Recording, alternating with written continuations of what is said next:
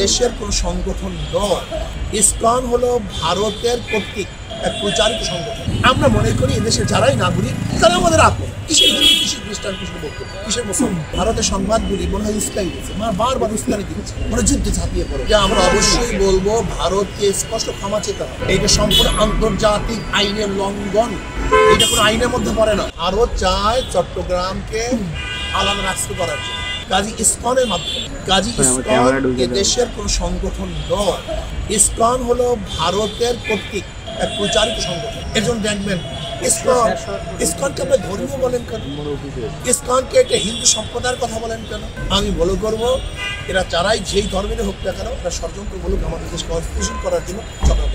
ময়ূক রঞ্জন ঘোষ একজন সাংবাদিক, তার এই অপসাংবাদিকতা আপনার চোখে কি পড়েছে? তাকে একটু মূল্যায়ন করেন। ভারতের গোটা মিডিয়াগুলিকে মিথ্যা প্রচার করতেছে।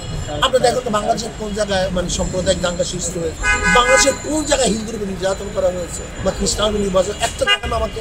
আমাদের বাংলাদেশের কোন মন্দিরকে আক্রমণ করা হয়েছে। এখন মনে করতেন দুই একজন হিন্দু বা দুই একটা মন্দির আমাদের মসজিদের মধ্যে গ্যাঞ্জাম হয়নি, কয়েকদিন আগে বাইতুল মুকাররমের মধ্যে গ্যাঞ্জাম হয়েছে। কারণ এটা কি? এটা হিন্দুদের মধ্যে আপনি জানেন তাদের পাড়ায় পাড়ায় মন্দির নিয়ে তাদের মধ্যে সবসময় দ্বন্দ্ব চলে। একজনে বলে এখানে মন্দির হওয়ার, একজন বলে ওদের মধ্যে জাত ভেদের কোনো অভাব নাই। ভাই আমরা তো গ্রামের লোক, আমরা তো ইউনিয়নের লোক, আমরা জানি।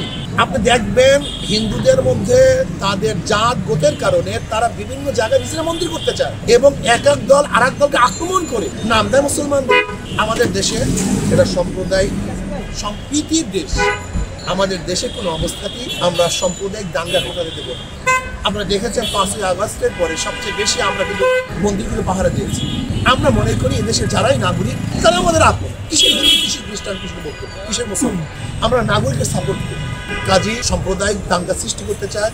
আমরা ইনশাল্লাহ সচেতন আছি। কোনো অবস্থাতেই এই হিন্দু উগ্রবাদী ইসকন, আমি মনে করবো এদেশের জনগণ নয়, এদেশে তারা নাগরিক নয়, তারা ভিনদেশী কোনো এজেন্ডা বাস্তবায়নের চেষ্টা করে। কাজে এই ব্যাপারে আমাদের জনগণ করতে হবে। এবং ভারত মিথ্যা যে সংবাদ প্রচার করছে, এটা সাংবাদিকের দায়িত্ব না। এটা তাদের কৃষ্টের কালচার, তাদের নেচার, এটা তাদের আইন হতে পারে না, এটা তাদের পেশা হতে পারে না। বস্তুনিষ্ঠ সংবাদ প্রচার করাই হলো সাংবাদিকের দায়িত্ব। নীতি ফলো করা, নিজের আদর্শ ফলো করা। সেখানে কিন্তু দেখেন ভারতের সংবাদগুলি মনে হয় উস্কাই দিচ্ছে, বারবার উস্কানি দিচ্ছে, মনে যুদ্ধে ঝাঁপিয়ে পড়ো। যুদ্ধ করার জন্য ভারতকে বারবার কমন করতেছে। এটা কি সাংবাদিকদের দায়িত্ব? এটা তাদের পেশা? আমি বলবো সাংবাদিক যারা আছেন, সাংবাদিকদের পেশা এবং দায়িত্ব নিয়ে সাংবাদিকতা করেন। আপনাদের একটা আইন আছে, রুলস আছে। বস্তুনিষ্ঠ সত্য সংবাদ পরিবেশন করে, মিথ্য উস্কানিমূলক সংবাদ পরিবেশন করা। যে আমরা অবশ্যই বলবো ভারতকে স্পষ্ট ক্ষমা চেতে হবে। এইটা সম্পূর্ণ আন্তর্জাতিক আইনের লঙ্ঘন। এটা কোনো আইনের মধ্যে পড়ে না। আমাদের নয়, শুধু কোনো দেশের হাই কমিশন আক্রমণ করে দেশের আক্রমণ করা, হাই কমিশন অপমান করা, দেশকে অপমান করা, এই জাতিকে অপমান করা।